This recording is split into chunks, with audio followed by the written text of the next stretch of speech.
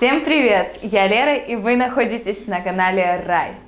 Коллекция гагаузских вин включает в себя 1,5 миллиона бутылок и является крупнейшим в Европе по данным книги рекордов Гиннесса. И это далеко не единственный интересный факт об автономии Молдовы. Больше информации в нашем сегодняшнем выпуске. Сегодня у нас в гостях зажигательная Таня из солнечной Гагаузии. Заман Хайрусу. Ну и наш любимый ведущий Юрий. Всем привет! Итак, Таня, рассказывай, что мы сегодня с тобой будем готовить. Сегодня мы готовим национальное гагаузское блюдо, оно называется кавырма. Для этого блюда нам нужен лаваш, творог, очень жирная сметана. Вот это, да? Да. Кефир, сливочное масло, пару яиц и соль. Очень просто. Блюдо это очень калорийное на самом деле. То, что нужно после новогодних праздников. Поправляемся дальше. Вот расскажи, пожалуйста, вообще побольше о своем родном городе и по особенностях твоего родного языка. Ну, вообще, мой родной язык, он занесен под охрану ЮНЕСКО, потому что на нем говорят очень мало человек, и он вымирает. То есть Гагаузия это вообще по территории очень небольшое образование такое. И на этом языке говорят меньше 100 тысяч человек. И уже современные, новое поколение, в общем, подростки, они уже не говорят, а даже в школе отказываются его учить. А как тогда ты изучила этот язык? Тут все просто. Моя бабушка, так как она всю жизнь говорила на гагаузском, а ее мама никогда в жизни не учила русский язык, она все время говорит по-гагаузски. То есть она говорит по-гагаузски, я отвечаю по-русски, иногда по-гагаузски. То есть таким образом еще с детства бабушка всегда говорила на гагаузском языке. А можешь нам сказать что-нибудь? Хорошенькое или? Что-нибудь хорошего. Pek güzel sensin. Pek güzel sese. Pek güzel sensin. Pek güzel sese. Что значит?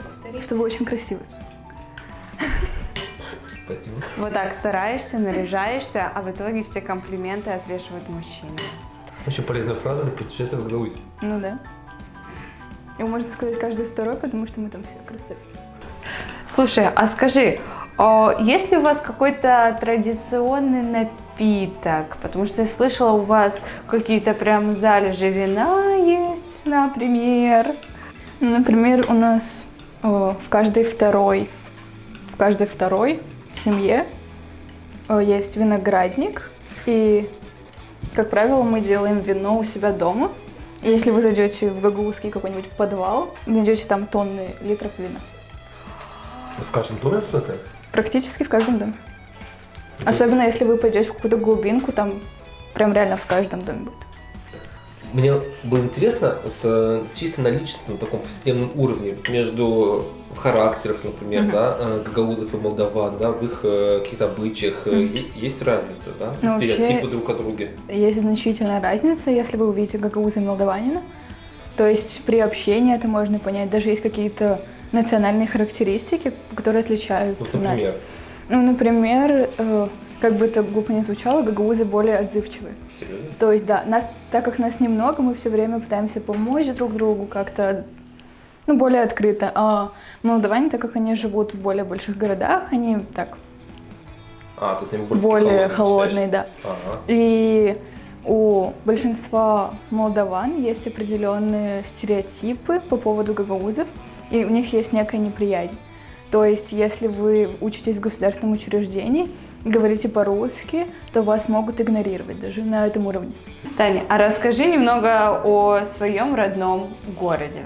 Ну, вообще, я живу во втором по величине городе Гагаузии. О, Да. Хотите узнать, какое население там? ну-ка. 16 тысяч человек. Ох, не густо. Да. Совсем не густо. Это мы еще в большинстве. Даже так. Слушай, ну у вас, наверное, есть там своя культура? Ну, у нас в основном все банально, в плане колядки, все остальное. Но у нас есть традиция, что когда наступает Старый Новый год или Рождество, мы должны, то есть семья, там родители, дети, покупают алкоголь и идут к садычам. Садычи — это люди, которые венчали родителей и крестили детей. То есть вы помните даже об таких отдаленных, так называемых родственниках. Ну, вообще у нас садычи — это наоборот, как друзья семьи. То есть это у нас не отдаленные, а наоборот приближенные к семье. И считаются как вторые родители. И, кстати говоря, это получается у нас основное блюдо или закуска? Или десерт? Нет, это основное блюдо. Основное? Да. То есть вы поймете, почему оно основное, когда оно будет готово. Потому что оно очень сытное, буквально от одного ломтика уже больше не хочется.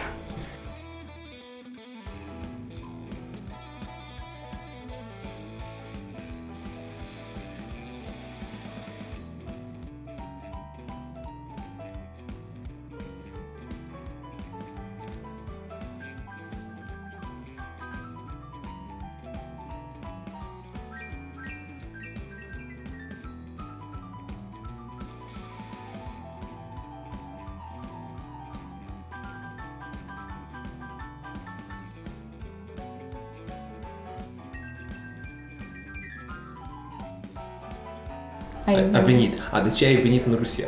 Амвенит in России дече.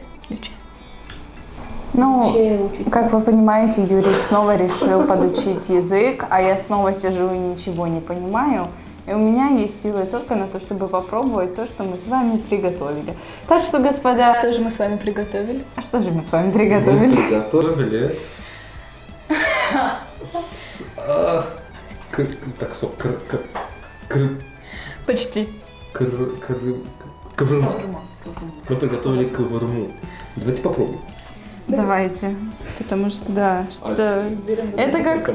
Это похоже на лазанью, только без мяса. Да, мне нравится. Ой, я бы на завтрак такое поела, конечно. Прям идеально. Вы часто готовите вот в Гагаузии кавырму? На все праздники. Это праздничное блюдо считается? Да. Но его готовят, когда еще времени много. Да? Ну да, не всего же Мне вот не показалось, потратили. что мы много времени его готовили. Ну просто Таня у нас повар хороший. А вот нам бы, Юрий, с вами понадобилось бы гораздо больше времени, я так чувствую. Ну, я почему-то ощущаю, что кавырму я могу приготовить. Ну, это мы спросим у Юрия уже в следующем выпуске, когда он попробует приготовить кавырму, и мы как раз таки узнаем, как у него все. Издеваетесь над ней. Я просто люблю, в принципе, издеваться над всем в этой жизни. Итак, друзья, пока мы тут трапезничаем, а я издеваюсь над кавырмой, ставьте лайки, подписывайтесь на наш канал и записывайте все наши рецепты себе в кулинарную книгу. Теперь вы знаете, чем удивить своих гостей. До новых встреч! Дарья Ведери.